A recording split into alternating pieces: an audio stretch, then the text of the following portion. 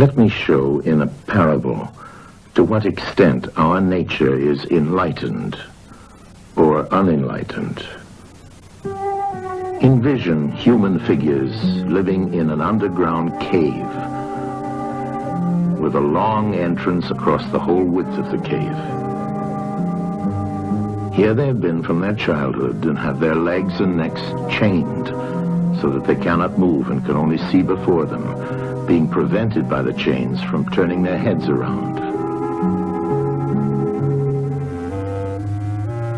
Above and behind them, a fire is blazing at a distance. They see only their own shadows, which the fire throws on the opposite wall of the cave. For how could they see anything but the shadows if they were never allowed to move their heads?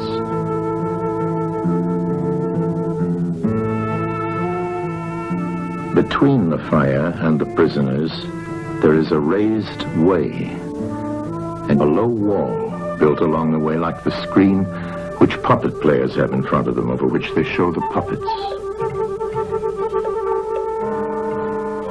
Do you see men passing along the wall, carrying all sorts of articles which they hold projected above the wall? Statues of men and animals made of wood and stone and various materials?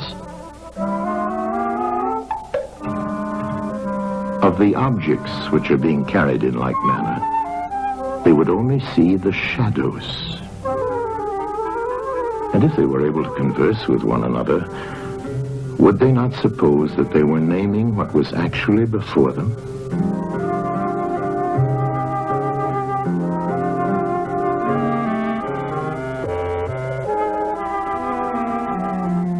And suppose further that there was an echo which came from the wall. Would they not be sure to think, when one of the passers-by spoke, that the voice came from the passing shadows?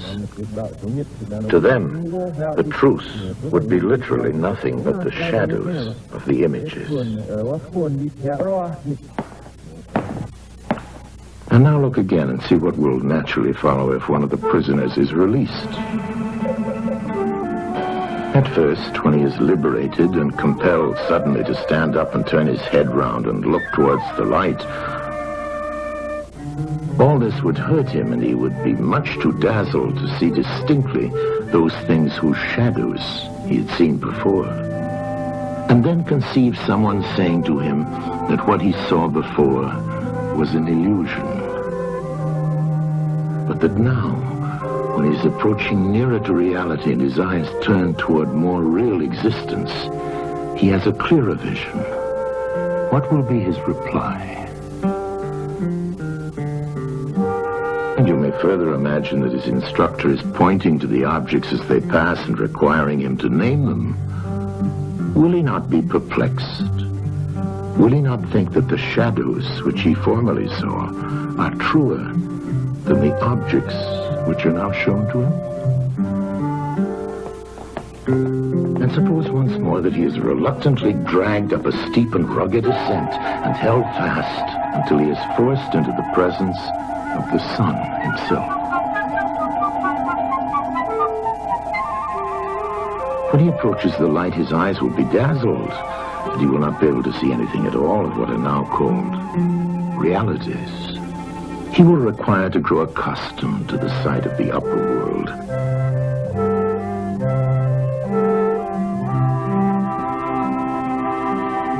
And first he will see the shadows best. Next, the reflections of objects in the water, and then the objects themselves. Then he will gaze upon the stars and the spangled heavens and the light of the moon. He will see the sky and the stars by night. Last of all, he will be able to see the sun, and not mere reflections of it in the water, but he will see the sun in its own proper place and not in another. And he will contemplate the sun as it is.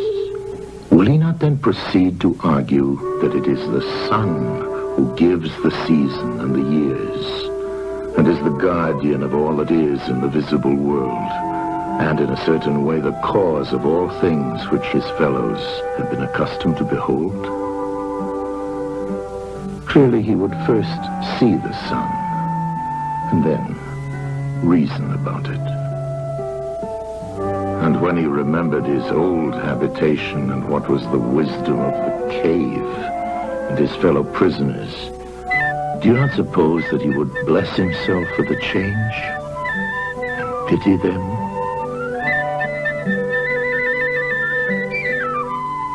And if they were in the habit of conferring honors among themselves on those who were the quickest to observe the passing shadows, and to remark which of them went before and which followed after, and which were together, and who were therefore best able to draw conclusions as to the future,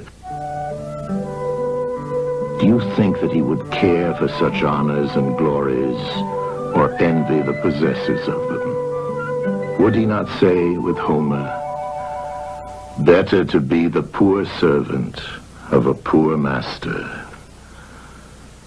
and to endure anything rather than think as they do and live after their manner"?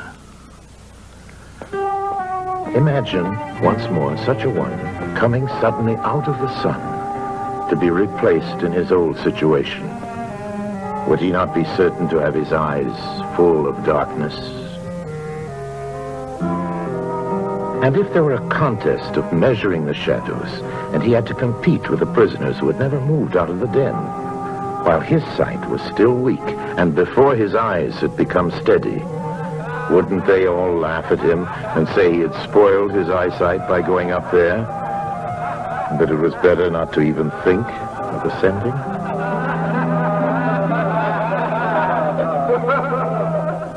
And if anyone tried to release another and lead him up to the light, let them only catch the offender, and they would put him to death.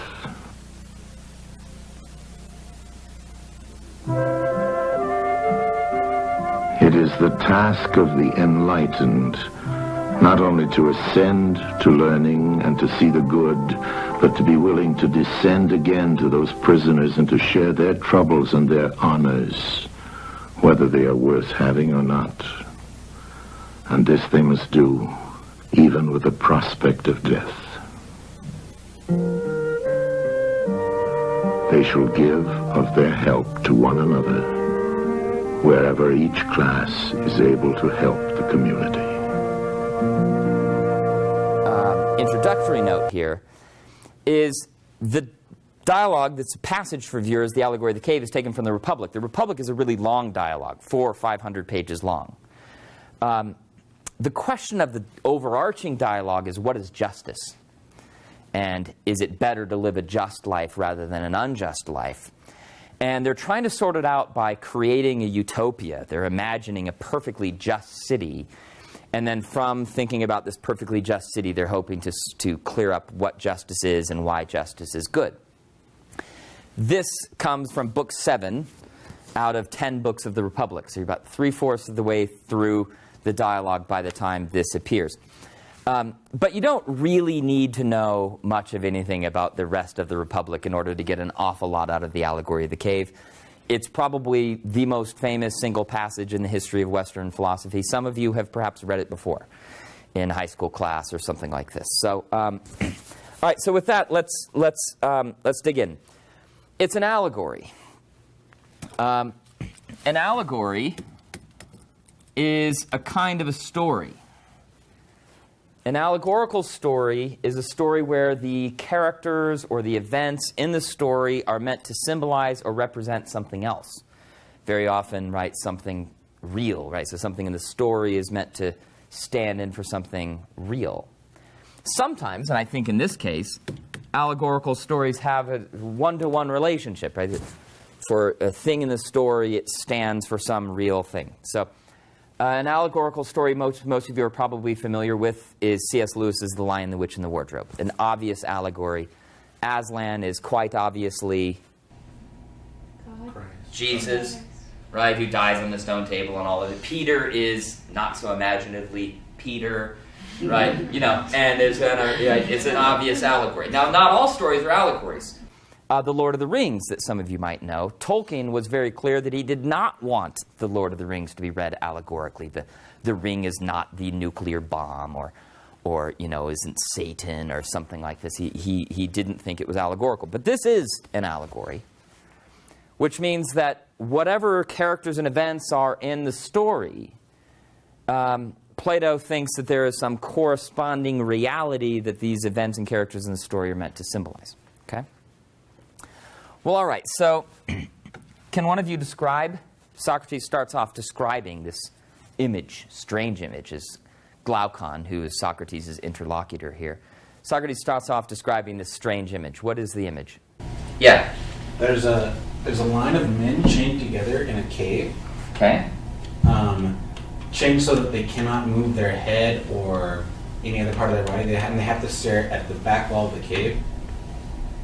The cave is open behind them, and there's a fire, maybe at the mouth of the cave. And between the fire and them, there's like a walkway, almost. Yes. And it's also described as like a type of curtain with a walkway behind it. And people pass by on that walkway carrying like statues or like images of animals and things like that. And so what the people in the cave see are the shadows of those animals. Excellent. All right. Now, first of all, forgive the lousy drawing. The lowest grade I got in college was in charcoal drawing. But it really was. But you have these cave dwellers. They are bound up in chains such that they can't turn their heads around. And they are looking at shadows that are being cast on the wall. These shadows are being cast because there's this low wall up here with a fire, and people are holding things up. That's supposed to be a tree. People are holding up trees or monkeys or, whatever kinds of statues. And they're also, we find out later, making the appropriate sounds, right? So they hold up monkeys, they're making monkey sounds, and it's echoing in the base of the cave. So these people down here are seeing these shadowy images and hearing the sounds come along with them. And then, there is up above the real exit to the cave and the sun and all of the rest of it. Okay, so Glaucon says, well, that's a really strange image that you've shown us. And these are really strange prisoners. And Socrates says something that I hope you found a little bit disturbing. Who are these people in the allegory? Like us. They're like us, bottom of the first page. They're like ourselves, I replied. That's us. You are, Socrates, Plato is suggesting here, a prisoner in a cave, looking only at the shadows of things. All right, so what ends up happening here? Guys, before we get to that, what are they doing down there? What are these cave dwellers spending their time doing? They're trying to guess the objects. Yeah, he says on page 2, if they were able to converse with one another, would you not suppose that they were naming what comes before them? This, I think, is really significant. When you name something, what you're doing is you are identifying it. You're saying what it is. I mean, I have young children, right? And my favorite age is that kind of, round 2, where the language theorists call it the language explosion, right? Where all of a sudden the kid starts naming stuff all over the place. And it's great fun taking them to the grocery store, because they're just naming apple, orange, watermelon, banana, right? Naming everything. Now, what are they doing? They're rendering their world intelligible to them, right? This activity of naming is the activity of reason. It is our reason coming to intelligently apprehend an intelligible world. Human beings, this is a pretty unique activity in the world. Language, this ability to name. So they're naming the things that come before them because they desire to understand, right? There's some natural impulse that they have to render intelligible their experience, the world in which they find themselves. Now, of course, the trouble is that's not a tree. It's a shadow of a statue, which is itself a copy of a real tree, right? They're many times removed from really identifying the things, giving the things the name that properly deserve the name, right? The truth for them, this is page 2, would literally be nothing but the shadows of things on the wall. Now, of course, they're none the wiser because they've been down there their whole lives and have never been able to turn around, and this is their whole world, as it were. They don't know anything different. Okay, so now what ends up happening in the story? The prisoners get released. One of them gets released. We don't really get told how. He gets released, and what does he do? He leaves the cave. He leaves the cave. He starts, though. Doesn't he stand and like feel pain because he's been stuck in the same position watching the wall? Yeah, and it's worth noting here. This is on page 2. One of them is released and disabused of their error. At first, when any of them is liberated and compelled to stand up. You get the sense that one of them gets released, but he keeps just sitting there. He has to be made to turn around. He's compelled to turn around. And when he does turn around, it's painful for him because he's been... Well, it's like the experience when you go to a matinee movie, and then if you go out the side exit where you go just immediately outside, so your eyes are adjusted to the dark, and then you go outside and you're, you know, the light is dazzling to you, and it's disorienting and even a little bit painful. That's the experience that he has. So he turns around, and it's, you know, the light from the fire is so bright that it's, he's pained, he is uncomfortable and pretty unhappy. And then he's told by the person who's taking him out, hey, these things here, these things are nearer to being than the things you were seeing before. These things are more real than the things you were seeing before. Now, what do you expect his response is to that? You're crazy. Right? What kind of nonsense are you talking about? This is craziness. So then page 3, suppose once more, he's reluctantly dragged up a steep and rugged ascent. He's hardly a voluntary participant. Dragged out and held fast. Now in the sunlight. You can imagine how disturbing that is to his eyesight, having had his eyes for his whole life been adjusted to the dark of the cave. He's held down, you know, look at it, the light, look at it. Ah! Right? And it's really traumatizing for him, right? And he's pained and dazzled and irritated and really, really unhappy. Except, eventually his eyes adjust. Right? And he starts kind of first looking at, you know, things, and then kind of slowly looks up, looks at the tree, and then finally, even though his mom told him not to, he looks directly at the sun. And when he looks at the sun, he sees the truth of everything. This is page 3. Last of all, he'll be able to see the sun, and not mere reflections of him in the water, but he will see him, he's kind of personalizing the sun here, in his own proper place and not in another, and he will contemplate him as he is, and he'll see the sun as the thing who gives the seasons of the years, and is in a certain sense the cause of everything. He gets to here as like the first principle of everything else. And having apprehended the first principle of everything else, he's become wise. He has knowledge. He understands everything. And he's overjoyed. And he looks back at his former comrades in the base of the cave, and he feels sorry for them. But he doesn't get to stay out there. He's made to go back down. And what is his experience when he returns? Yeah. Well, when he's chained up again, and he goes back to like playing the game of like naming the things that are on the wall, he's terrible at it because his eyes aren't adjusted to the dark. And so all the rest of his comrades in the cave begin to like make fun of him, like, oh, we're never going to leave the cave. Like if someone comes out, we're going to try to, if someone comes to get one of us, we're going to turn on them and kill them so that they don't take us out. Yeah, so you can imagine this guy's response. He comes down, he says, hey guys, guess what? You've been living a lie your whole lives. Nothing that you believe is really true. But I've seen the light, literally, right? You know, the allegory here is pretty obvious. I've seen the light. I've seen the truth. And come with me. You got to check this out. You're crazy, right? Well, all right, let's see how great you are. And they play like a Cave Dwellers Jeopardy game. It's like a knowledge bowl. Who can name the most things that come in front?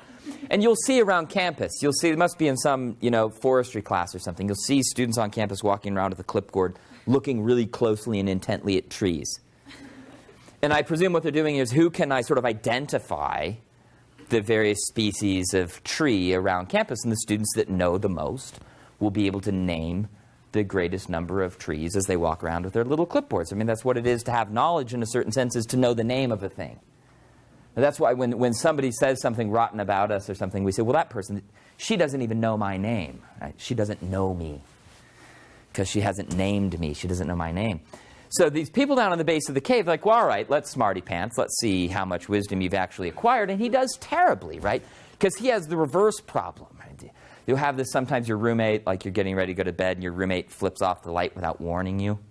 And if you're staring up at the ceiling, and you get those like starbursts in your eyes, and you're disoriented just in the opposite direction. So he does terribly at the game. And it's not just that they laugh at him. They think, look, this guy's dangerous.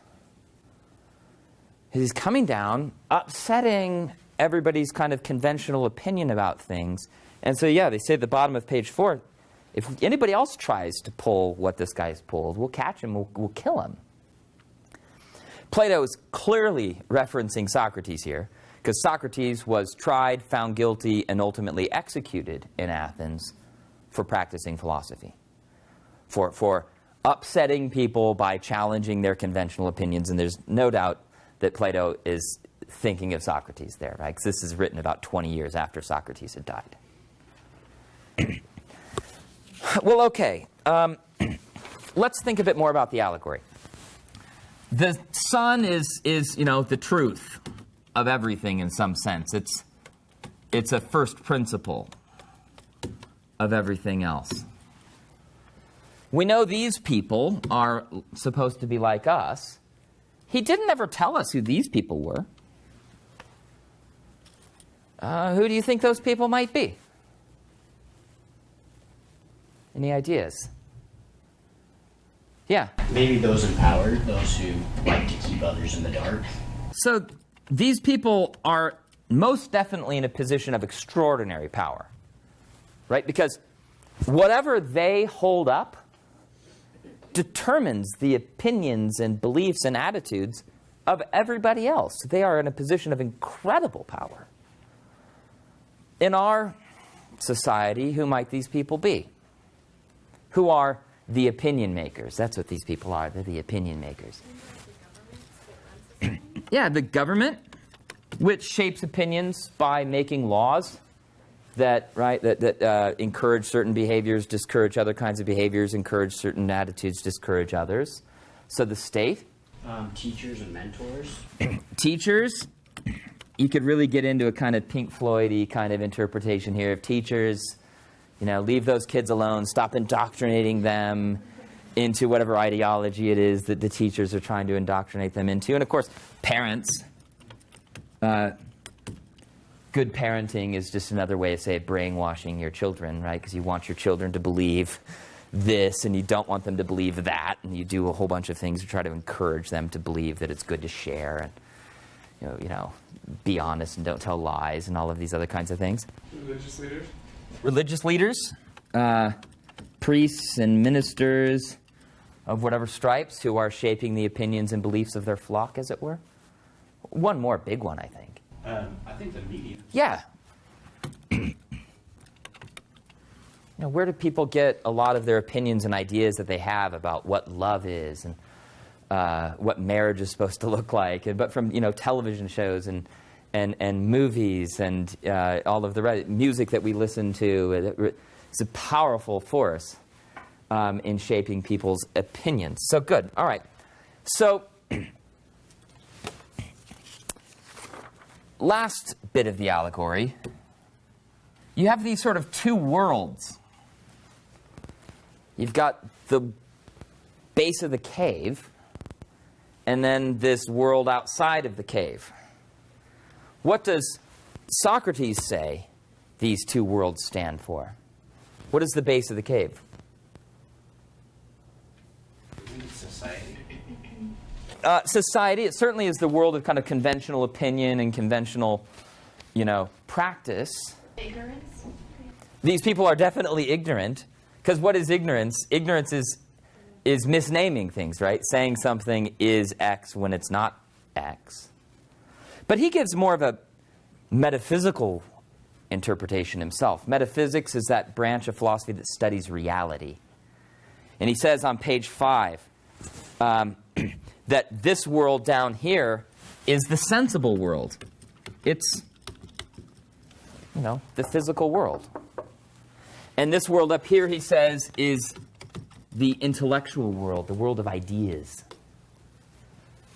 And there is a sort of really interesting metaphysical claim here that Plato seems to think that mental reality, the world of ideas and of intelligence, is more real than the material world where things change all the time and they come and go. You might think of it in this way. The idea of a triangle is a three-sided enclosed figure whose interior angle summed to 180 degrees. That's an idea. Now, there are material triangles, but those material triangles, they come and go. They don't last very long. In that sense, they're like shadows. They appear, but then they disappear. Whereas the idea, it remains always and forever, at least so long as there's a mind to think it. For us, though, if you want to get into the cool metaphysical interpretations, take a philosophy class. For us, here's a bit sort of a toned down interpretation of it. This is the world of conventional opinion. People here have just accepted what they've been shown. They haven't thought about it. They are very passive observers and passive inheritors of the opinions that they have. This process here, as we'll talk about in a minute, is a process of getting educated. And if nothing else, the person who escapes the cave is sort of critically appropriating and inquiring into the beliefs that he has, which is a timely thing, right? You're all about to start college. And you've inherited a whole bunch of opinions from your parents and your pastors and your priests and your friends and the media and all the whole rest of it. The super exciting thing about the thing you get to do now is think about it. I've always been told that this is true. Do I think it is? Why do I think it's true? Are there good reasons for thinking it? Right? And a kind of critical assessment of those kinds of things. But really, the meaning that I think is worth us focusing on, though Socrates himself focuses on it, is thinking of the allegory as telling us something about education. This is page 6. Socrates says, he's talking about two different kinds of confusion. Sometimes people get confused when they're going from the dark to the light because it takes their eyes a while to adjust. And sometimes people get confused because they're going from the light to the dark and it takes their eyes a while to adjust. But he makes, I think, a good practical point for students. He says, don't ever be too ready to laugh at someone who's confused. Because people are confused for one of two reasons. They're either going from lack of clarity to clarity, in which case you should be happy for them, or they're going from a place of clarity to a lack of clarity, in which case you should feel bad for them. But in either case, don't laugh at confused people, right? They're moving in one of the two directions. But he's been talking about this confusion, then he says on middle of page 6, but then if I'm right, certain professors of education must be wrong when they say that they can put a knowledge into the soul which was not there before, like putting sight into blind eyes. Paulo Freire calls this view the banking model of education. In the banking model of education, the professor has some capital knowledge. The students all have empty accounts. And they passively sit there while the professor distributes his capital into the student accounts. The students will every once in a while make a deposit of their own in the form of a test or a paper or a quiz, but only to make the ultimate withdrawal at the end of a degree. But Socrates says, no. That model of education, where the student passively sits there while he just receives knowledge from his professors, is wrong. It says, no, instead what our allegory has shown is that, this is continuing on page 6, the power and capacity of learning exists in the soul already, and that just as the eye was unable to turn from darkness to light without the whole body, so too the instrument of knowledge, the mind, can only by the movement of the whole soul be turned from the world of becoming to that of being. The problem with these people in the base of the cave isn't that there's something wrong with their minds. Their problem is literally they're just looking at the wrong stuff. They need to turn around. Convert is actually another translation of the verb that's used there. Turn around, reorient themselves. Not just sit there and wait for somebody to bring light down into the cave. They have to turn around and escape the cave for themselves. Now, a condition of this, he says, is that they have to turn their whole soul. He says, if you want to see what's behind you, he says you have to turn your whole body, because we're not owls. We have to turn our whole body around in order to see what's behind us. So he said you have to turn the whole soul around to turn the mind around. With the whole soul. You have a mind. What else do you have? What are some other sort of basic features of the human condition? The body. You got a mind, you got a body. And along with the body comes Heart. so spirit, the heart, Bodily passions. passions, desires, and appetites, and then you've got a mind.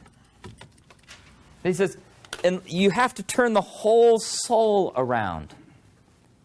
Education, your capacity to get an education, is as much, if not more, a function of your desire as it is of the power of your mind. Your mind's just fine. The difference between my best students and my worst students is rarely a difference in mental capacity.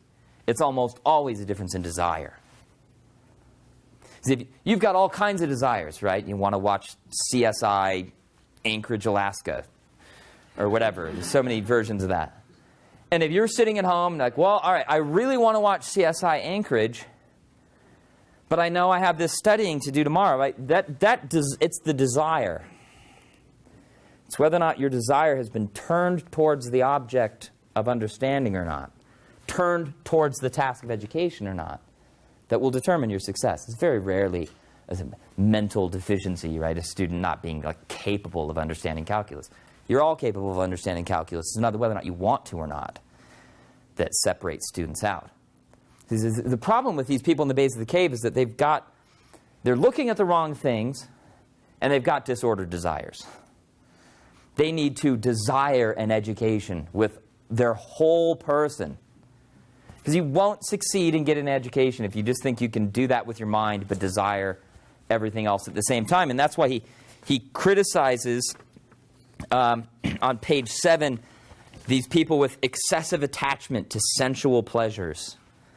Too much caring about what's going on in the base of the cave. And not enough desire for knowledge itself. Well, some other things I think we could say here about education. One, he rejects the banking model and instead says that students themselves have to be active. It's not a passive reception of knowledge. It's your education. It isn't mine. It isn't any of your other professors. It's yours. So you have to seize it. Nobody can get an education for you. You have to get it for yourself. Now, one other conclusion we might draw is that this will sometimes be painful for you. The guy escaping the cave, the guy who's getting an education, he's not always happy about what's happening. Because there's probably lots of other fun things to do, right? Other than wrestling through a passage of Kant's First Critique or trying to understand quantum mechanics, right? I mean, sometimes that can be painful and fatiguing and all of the rest of it. But, that's just, he thinks, in a certain sense, a necessary part of it. Now, one last question. The other thing he never told us who the person was is somebody came down and released the person and guided them out, sometimes dragging them when necessary. Who was that person? Any guesses? I mean, he doesn't say. He gives us actually very little in the way of a clue. My reading is that person's a teacher. Socrates calls teachers, he compares a teacher to a midwife. A midwife doesn't give birth. It's not her pain. The sweat is not on her brow. The midwife has seen a lot of people give birth. She's coached a lot of people through it. But it's not her birthing process. It's not hers. In the same way, your teachers, it's not their education, it's yours. They can coach you through, tell you when to push and push and push, and it'll be painful. Sometimes tell you, ease up for a while, take a break, you've done enough of this, now move on to this other thing. But their job is to lead you somewhere, though ultimately nobody can be led where they don't want to go. Nobody can be taken to a place where they don't desire to go. Which it doesn't matter how great your professors are, if you don't desire an education yourself, you won't get it.